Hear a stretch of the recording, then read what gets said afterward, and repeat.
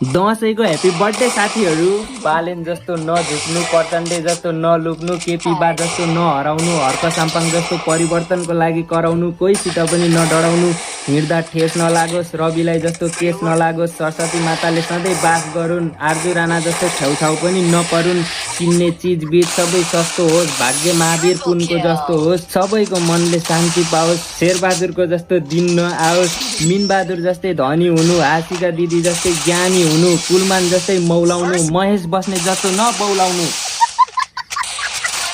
यो दसैँमा रक्सी खाएर कसैलाई पनि नपिट्नु, तास खेल्दाखेरि लाख लाखको बिटा जित्नु।